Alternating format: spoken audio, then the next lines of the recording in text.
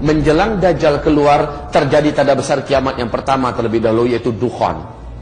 Dukhan ini, seperti penjelasan Michel Penn, pakar astronomi dunia yang paling senior saat ini, beliau menjelaskan hanya terjadi apabila bumi mengalami hantaman meteor, daratan bumi. Sementara NASA Amerika saat ini mengumumkan kepada dunia bahwa kita sedang ada di tengah arus sungai meteor. Walaupun kita sudah di penghujung tahunnya, tetapi meteor mempunyai karakter seperti bola biliar. Dia kalau beradu, maka dia yang lain akan memental ke jalur yang lain. Peluang-peluang ini akan menjadikan bumi sangat rentan diserang oleh meteor. Dan Rasulullah menyebutkan ciri-ciri meteor akan menghantam bumi apabila umatku terlibat dan terjebak dalam 3 kesalahan di akhir zaman.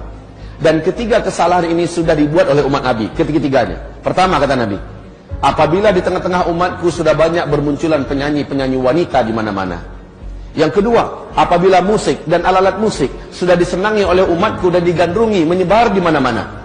Dan yang ketiga, apabila minuman khamar, barang-barang memabukkan sudah mudah didapatkan di mana-mana. Tiga-tiga ini sudah apa belum? Maka pertanda ini sudah Rasul gambarkan kepada kita.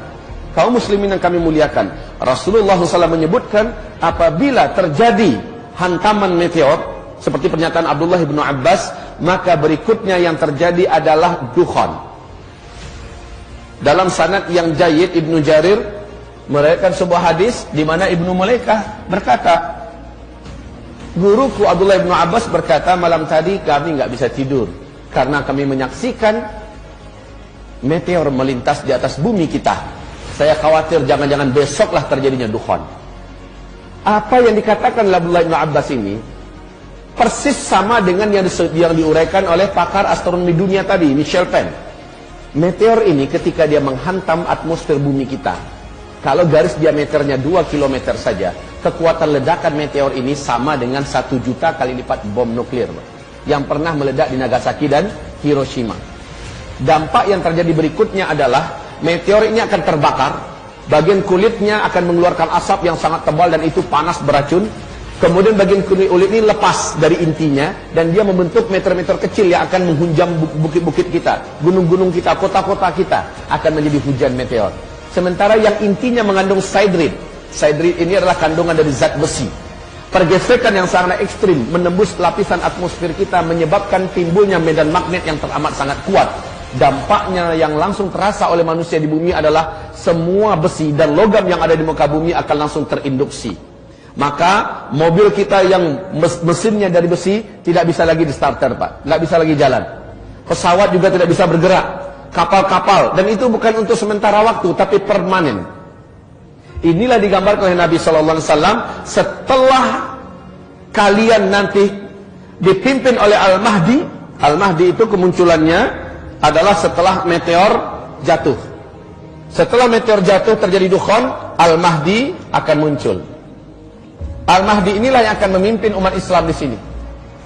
Nah, kaum muslimin yang kami muliakan, Rasul bersabda, saat Al-Mahdi nanti muncul, kalian sudah kembali seperti zaman sekarang. Tidak ada teknologi.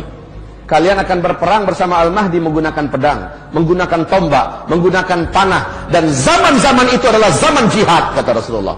Zaman-zaman itu adalah zaman perang, di mana banyak para syuhada yang akan diambil oleh Allah ke langit. Banyak para lelaki yang bertumbangan sementara mereka adalah lelaki-lelaki terbaik di akhir zaman. Atau lelaki pecundang yang lari sementara kematian tidak akan pernah bisa dielakkannya. Kaum muslimin yang kami muliakan, zaman di mana kita hidup sekarang, kita akan dihadapkan kepada fenomena yang sangat berat ini. Baik, meteor ini jatuh, semua teknologi musnah. Ketika menghantam laut, kata Michel Penn, kekuatan ledakannya yang sama dengan 1 juta kali lipat bom nuklir itu menjadikan hadirnya tsunami setinggi 230 meter. Bila jatuhnya ke kutub utara atau kutub selatan, kutub itu akan meleleh. Maka permukaan air laut akan naik 7 meter lagi. Banyak sekali kota-kota besar di muka bumi yang dibangun di tepi pantai akan tenggelam, termasuk Jakarta, Chicago, New Zealand, dan kota-kota besar lainnya. Kemudian apabila jatuhnya di daratan, maka ini yang paling pas dengan terjadinya dukhan. Ini yang paling pas dengan terjadinya dukhan. Sebab apa? Ketika jatuhnya ke daratan, kekuatan ledakannya yang teramat dahsyat, radius dari titik jatuhnya ke 100-200 km, seluruh makhluk hidup akan langsung menguap menjadi karbon. Kemudian bumi akan mengalami kecekungan yang sangat dalam, kemudian partikel-partikelnya membumbung ke langit dalam bentuk kabut debu yang teramat sangat tebal lagi panas, dan ini yang disebut dengan dukhan.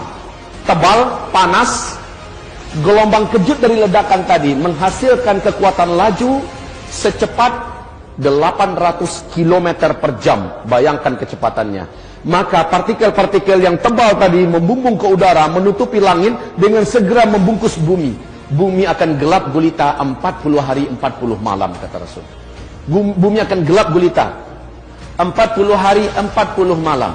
Hamba-hamba Allah yang saya muliakan, bagaimana 40 hari 40 malam tanpa cahaya? Sahabat-sahabat bertanya kepada Rasulullah, ya Rasulullah, bagaimana cara kami menentukan waktu salat? Nabi mengatakan, salat kalian kira-kirakan saja ketika itu. Siapapun yang berusaha melihat, walaupun telapak tangannya didekatkan ke wajah seperti ini, dia tidak akan mampu melihat apa-apa, gelap gulita. Setelah matahari kembali nampak, dukhan bersisi, ya, kita akan dikejutkan dengan pemandangan lain. Apa itu? Bumi akan diselimuti oleh debu yang sudah mengendap ke daratan, tebal di mana-mana. Bangkai-bangkai berserakan, bangkai-bangkai burung, bangkai kucing, bangkai anjing, binatang, dan banyak tanam-tanaman yang juga mati. Bayangkan 40 hari 40 malam nggak ada cahaya matahari, dan itu panas, Pak. Saking panasnya, kata Rasul, seluruh orang kafir di muka bumi ini melepuh kulit mereka. Jadi orang-orang kafir yang nggak sempat menyelamatkan diri, mereka akan melepuh seperti kita masuk open, Pak. Orang Islam yang banyak buat dosa sebelum itu terjadi, amalnya sedikit, imannya tipis, sama tersiksanya dengan orang kafir. Tapi orang beriman yang imannya bagus, ketika itu terjadi, amal solehnya sebelum itu banyak, dia akan selamat.